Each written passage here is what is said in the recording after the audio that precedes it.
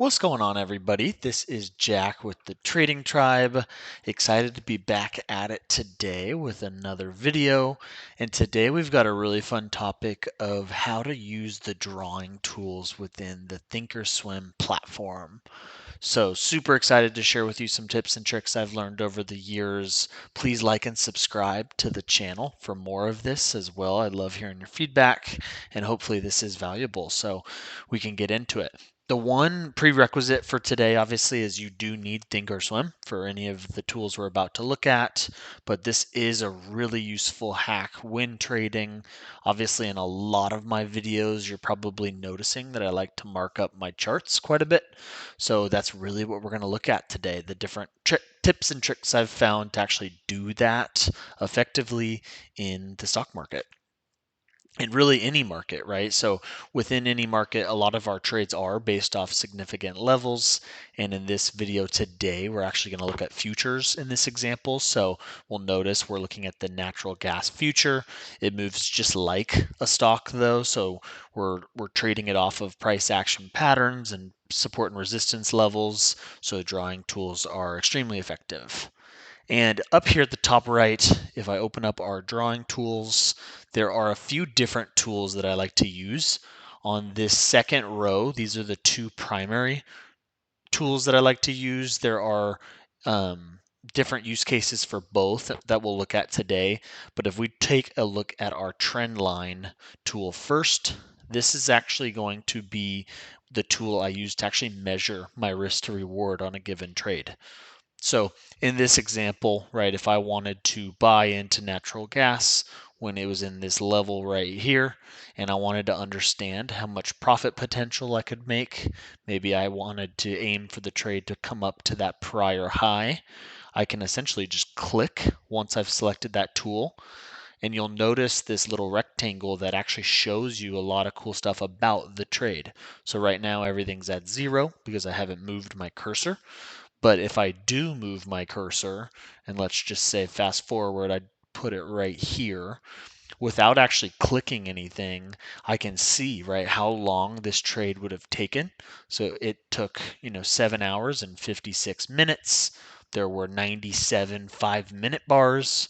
There was a percentage change. And then with futures, I actually like to look at that number that is second to the bottom within the rectangle. So in this case, it is 373. And that's important because that's how many ticks the futures contract actually moved.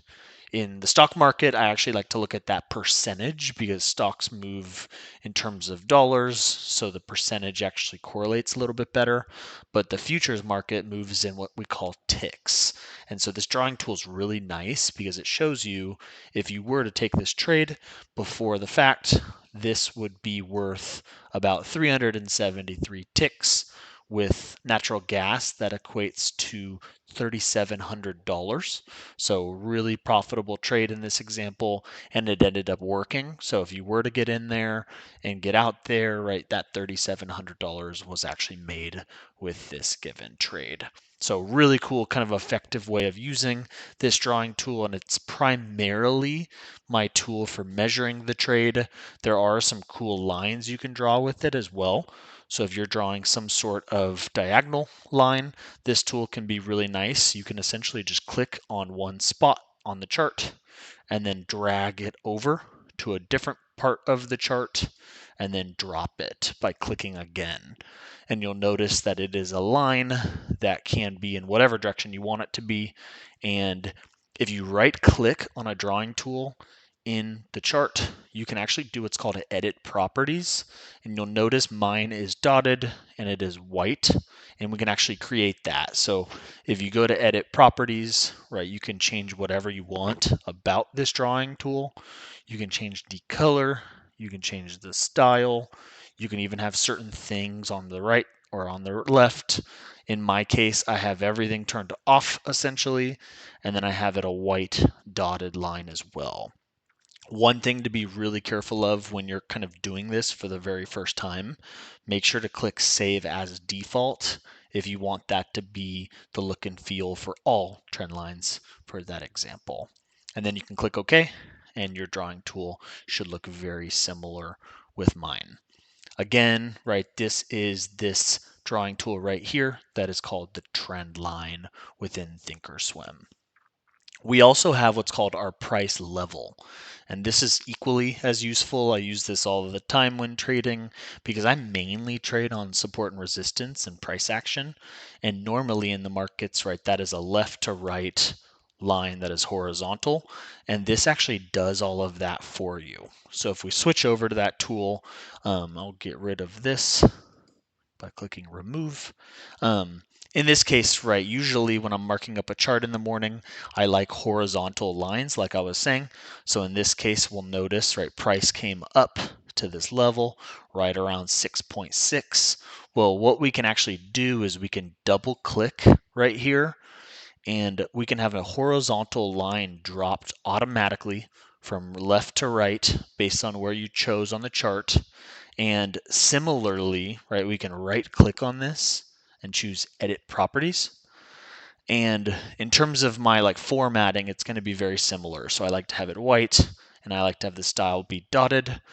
But you'll notice I do have that price of the given contract shown to the left, and that is this setting right here in the header. So again, a little bit different on these price levels. I like to see the actual price because I'm typically trading off of these levels. So I want to see exactly where it can come back to in this case and exactly where that is for the futures contract. And so this is a really cool way to kind of automate that. Again, right, save as default will make it to where all of these levels do the same thing. And you'll notice down here, our other dotted line that we have dropped as a price level has this as well. These both kind of together are how I actually gauge a given trade. So if I'm looking at a breakout or a wedge or a trend, right, I can use both in tandem and, determine the different areas on the chart that I'm interested in. So hopefully today comes with a lot of value. Those are the two different things you're going to see across all my different videos. So really wanted to dive in today to show kind of how to use these on my platform. And every other platform out there has the same sort of tools, but in terms of my platform, right, this is how they work and this is how I'll be using them. So thanks everybody for the time today. Hopefully this was valuable and we'll see you next time.